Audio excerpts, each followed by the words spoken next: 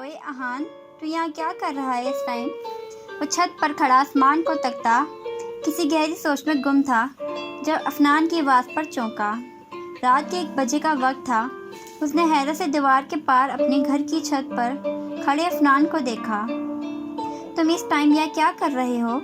अहान ने वही सवाल दागा तो अफनान ने मध्यम अंधेरे में ही उसे घूरा। मेरे ख्याल से पहले यही सवाल मैंने पूछा है तुमसे, वो जिता कर कहता दीवार फलांगता अहान के पास जा खड़ा हुआ। अहान ने एक गहरा सांस लिया। कुछ नहीं, बस नींद नहीं आ रही थी तो यहाँ आ गया तन्हाई में, और मध्यम आवाज़ में बोला और अपने पास खड़े अफनान को देखा। छत पर अंधेरा था लेकिन चांद की रोशनी से सब काफ़ी हद तक दिखाई दे रहा था। अब तो बता दो क्यों नहीं सोया अभी तक? मेरे ख्याल से 1-1:30 का टाइम हो गया होगा, अहान अंदाज़ा लगाते हुए बोला तो अफनान ने कंधे उचकाए जैसे खुद भी अपने जागने की वजह ना जानता हो। पता नहीं, मैं खुद भी नहीं जानता मैं क्यों जाग रहा हूँ। कमरे में अजीब सी वहशत हो रही थी तो मैं खुली फ़ज़ा में आ गया। वो नॉर्मली अंदाज में बोला, लेकिन लहजे में मौजूद बेबसी को अहान ने ज़रूर महसूस कर लिया था। तभी उसके कंधे पर हाथ रखकर फ़िक्रमंदी से बोला, कोई परेशानी है? कभी कभी हमारे मादी से वाबस्ता यादें इतनी तल्ख और तकलीफ़ देह होती हैं कि वो हमें चैन नहीं लेने देती। उन्हें जितना भूलने की कोशिश कर लो, फिर कम वक्त किसी असेब की तरह ऐसे हमसे चिमट जाती हैं कि इंसान चाह कर भी उनसे छुटकारा ना पा सके। अफनान खोए खोए अंदाज में बोला। अहान जो संजीदगी से उसे सुन रहा था तल्खी से मुस्कुराया। ये तकलीफ़ उससे बेहतर कौन सा समझ सकता था? लफ्ज़ याद और तशरीह तकलीफ़, दर्द, बेचैनी, घबराहट, बेबसी, ख्वारूह तक को तड़पा कर रख देने वाला एहसास है यार। ये यादें तकलीफ़ ही देती हैं, चाहे वो यादें अच्छी हों या बुरी। और ये वो तकलीफ़ है जिसको बर्दाश्त करना ही पड़ता है, चाहे हंस के करो या चाहे रो कर करो। अहान आसमान को देखता मध्यम आवाज़ में बोला तो अफनान ने उसकी जानिब देखा। अंधेरे में भी वो उसके चेहरे पर दर आई तकलीफ़ को देख सकता था। वो महसूस कर सकता था उसकी तकलीफ़ को, पर वो इतना बेबस था कि उसके लिए ना पहले कुछ कर पाया था और ना ही अब कुछ कर सकता था। एक सर्द सी सांस हवा के सुपर्द करते वो भी अहान के ताक़ुब में आसमान पर नज़रें जमाता उस चाँद को देखने लगा जिसे अहान बार बार देख रहा था। चाँद को क्यों देख रहा है तू? वो वापस अहान को देखता उससे पूछने लगा तो वो वापस उसको देखकर वो याद आती है।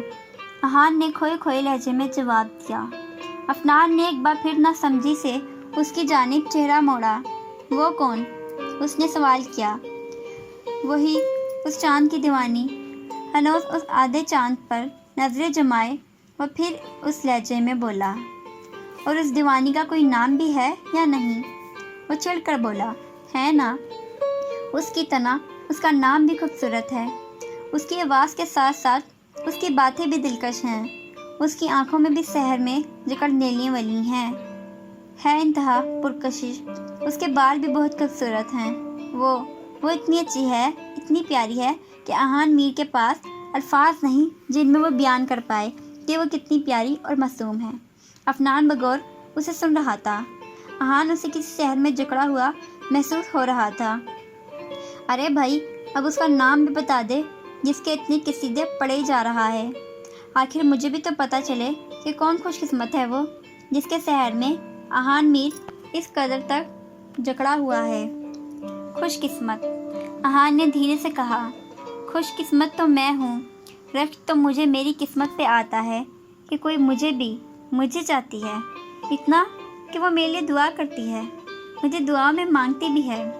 कभी कभी मैं हैरान होता हूँ कि क्या अहान मीर की ज़ात भी इतनी अहमियत की हामिल है जितनी अहमियत उसने मुझे दे दी अपनी ज़िंदगी में, कि अहान मीर ना चाहते हुए भी अब उसको सोचने लगा है, उसे मिस करने लगा है। अब नमाज के बाद दुआ मांगते हुए اس کا خیال آئے تو احان کو کوفت نہیں ہوتی، اسے غصہ نہیں آتا کہ وہ کیوں آتی ہے میرے خیال میں، وہ بھی تب جب میں اللہ سے مخاطب ہوتا ہوں، جب اس سے مانگ رہا ہوتا ہوں، تب وہ آتی ہے میرے خیالوں میں۔ شاید یہ کہنے آتی ہے کہ میں اسے بھی شامل کر لوں اپنی دعا میں، پر دیکھو نا میں کتنا خود غرض ہوں، پتھر دل ہوں، پھر بھی اس کو شامل نہیں کرتا اپنی دعا میں اس کا خیال جھٹک دیتا ہوں۔ وہ بے بسی سے بولا اور افنان کو دیکھنے لگا۔ آخر کون ہے وہ احان؟ وہ مناہل تو نہیں ہے، اتنا تو میں جانتا ہوں، مناہل ہو ہی نہیں سکتی، وہ تو تمہاری زندگی میں بہت پیچھے اور اپنی زندگی میں بہت آگے نکل چکی ہے، تو یہ کون ہے؟ مجھے بتاؤ، احان میر کو کسی سے محبت ہوئی ہے؟ افنان حیرت زدہ سا کہہ رہا تھا۔ وہ میری زندگی میں چاہے پیچھے رہ گئی ہے، پر اس کی یادیں، اس کی باتیں، اس کی وہ بددعائیں آج بھی میرے ساتھ ہیں، میرے حال کا حصہ ہیں، جنہوں نے میرے قدم جکڑ لیے ہیں اور مجھے آگے نہیں بڑھنے دے رہی۔ اور رہی بات اس کی، تو مجھے اس سے محبت نہیں ہے افنان، اپنائیت ہے، ہمدردی ہے، یا پتہ نہیں کیا ہے، پر محبت نہیں ہے، وہ اسے باوقار کراتے ہوئے کہنے لگا۔ تو افنان طنزیہ مسکرایا۔ کیا میں تمہیں کسی بھی اینگل سے پاگل نظر آتا ہوں؟ نہیں نا، کیونکہ میں پاگل ہوں بھی نہیں۔ احان، جسے تم اس طرح سے جھوٹی تسلیاں جو کہ تم مجھے کم اور خود کو ہی زیادہ دے رہے ہو، میں ان پر یقین کر لوں گا۔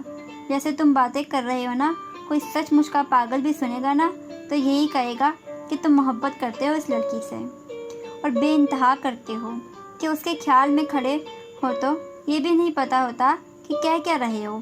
جتاتے ہوئے کہنے لگا، ٹائم بہت ہو گیا ہے، چلو سونے چلتے ہیں۔ وہ اس کی بات کو یکسر نظر انداز کرتا ہوا بولا۔ افنان نے سر ہلایا۔ وہ جانتا تھا احان اس ٹاپک پر اب اور بات نہیں کرنا چاہتا تھا، اس لیے اس کی بات کو نظر انداز کر گیا تھا، اس لیے وہ بھی خاموش ہو گیا تھا اور یہ بھی بھول گیا تھا کہ احان نے ابھی تک اس لڑکی کا نام نہیں بتایا تھا۔ شب بخیر، افنان کہتا دیوار کی جانب بڑھنے ہی لگا تھا جب احان نے اس کا بازو تھاما۔ وہ رخ موڑ کر اس مدھم اندھیرے میں احان کو دیکھنے لگا۔ اللہ سب بہتر کرے گا انشاءاللہ، ڈونٹ وری، سب ٹھیک ہو جائے گا۔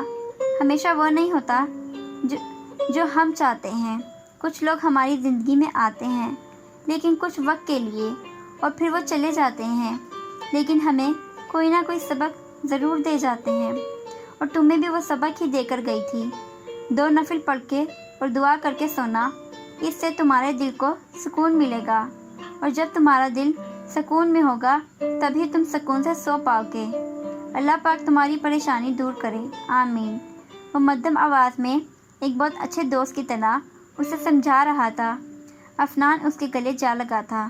انشاءاللہ، آمین، اور تم بھی پریشان نہ ہو، اللہ سب ٹھیک کرے گا۔ وہ اس کی کمر پر تھپکی دیتا اسے تسلی دے رہا تھا، جس پر احان مسکرایا۔ بعض دفعہ انسان کو کچھ نہیں چاہیے ہوتا سوائے اپنے پیاروں کے 2 پیار بھرے بول اور ایک محبت سے دی گئی تسلی کے علاوہ، کیونکہ یہی ان کے حوصلے کو بڑھانے کے لیے بہت ہوتا ہے۔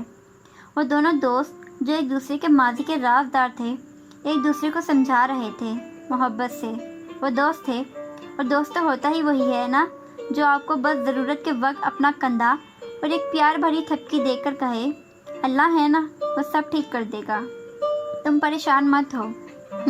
انشاءاللہ، احان مدھم مسکراہٹ سے بولا۔ تبھی اس کے کانوں میں افنان کی بھرائی آواز پڑی تھی۔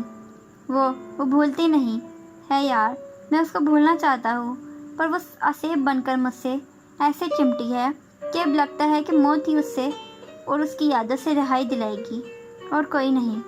وہ کرد سے بولا۔ ایک پل کے لیے احان کو لگا جیسے سامنے افنان نہیں بلکہ وہ خود کھڑا ہو۔ اس اذیت میں وہ واقف تھا، اس اذیت، اس تکلیف سے، تو کیسے اس کا درد، اس کی بے بسی کو محسوس نہ کرتا۔ بھول جائے گی میرے بھائی، ہانیہ جب تیری زندگی میں محرب بن کر آئے گی نا تو تجھے ماضی کی ہر بری یاد سے چھٹکارا دلا دے گی۔ شی از سچ اے گڈ گرل۔ احان نے اس کا دھیان ہانیہ کی طرف کیا جو اب اس کی منگیتر وہ مستقبل کی ہم سفر تھی۔ محرم محرم کا تو پتہ نہیں، لیکن وہ بھائی ضرور بنانے کا سوچ بیٹھی ہے۔ اس کا تو افنان کے ساتھ بھائی نامہ ہی ختم نہیں ہوتا۔ افنان اس سے الگ ہوتا جل بھون کر بولا۔ احان نے ہلکا سا کہکا لگایا اس کے اس انداز پر۔ تو ہنس لے بیٹا، اللہ کرے جو تیرے والی ہو وہ بھی تجھے نکاح سے پہلے تک بھائی ہی بولے۔ تو خدا کا کرنا ایسا ہو کہ وہ تجھے شادی کی پہلی صرف ایک بار ہی صحیح بھائی بول کر تیری پوری رات خراب کر دے، آمین۔ افنان جل کر حسرت بھرے انداز میں بولا اور آمین کہتے ہوئے دونوں ہاتھوں کو چہرے پر پھیرا۔ لعنت تیرے منہ پہ، کمینے انسان، لعنتی بغیرت۔ احان جو نہ سمجھی سے اس کی بات کو بڑے غور سے سن رہا تھا، ایک دم حیرت سے چلایا اور افنان کے کندھے پر مکہ مارا۔ آہ! افنان ایک دم چلایا۔